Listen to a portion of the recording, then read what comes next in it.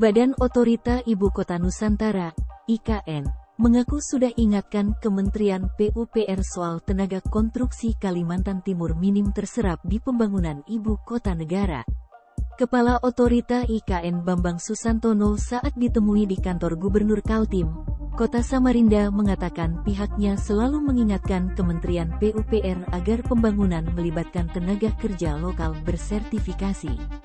Bambang Susantono turut menyampaikan, beberapa tenaga konstruksi di sekitar IKN seperti Kecamatan Sepaku juga telah diberikan pelatihan bidang konstruksi agar dapat terserap.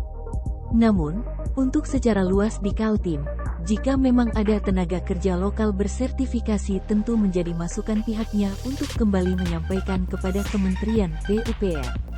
Gubernur Kaltim Isran Nur sendiri mengungkapkan, belum terserapnya tenaga kerja lokal Kaltim bidang konstruksi bukan karena tidak ada perhatian dari otorita IKN. Belum terserapnya tenaga kerja lokal, menurut Isran Nur juga masih belum semua pekerjaan pembangunan IKN berjalan. Ini dikatakannya suatu hal yang wajar. Sementara itu, Kepala Dinas PUPR Aji Muhammad Fitra Firnanda mengatakan dari segi kesiapan tenaga kerja konstruksi, berdasarkan data BPS tahun 2021 tenaga kerja dari sektor konstruksi berjumlah 99.963 orang yang didominasi oleh tingkat SD dan SMP. Rincian yang sudah bersertifikat sebanyak 34.575 orang, tenaga ahli bersertifikat 9.917 orang dan tenaga terampil bersertifikat 24.658 orang. Komposisi tenaga kerja konstruksi Kaltim pada 2022 sampai saat ini sebanyak 37.167 orang bersertifikat. Terdapat penambahan sekitar 2.592 orang bersertifikat.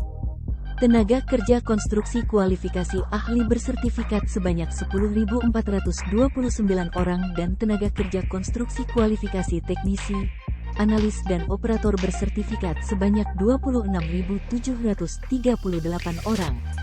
Masih minimnya terserap tenaga kerja lokal Kaltim untuk ikut dalam pembangunan IKN, ditanggapinya bukan karena tidak dilibatkan.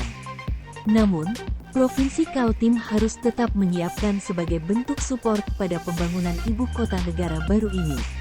Tentunya, dengan terus berlanjutnya pembangunan IKN, tidak menutup kemungkinan banyak tenaga konstruksi Kaltim akan terserap. Kalau dari Kaltim sendiri terus menyiapkan, namun kalau untuk permintaan tenaga kerja biasanya tergantung kontraktornya. Kami akan support terus tenaga kerja bersertifikasi, agar bisa nantinya membantu juga dalam pembangunan IKN yang berkelanjutan ini, pungkas Nanda.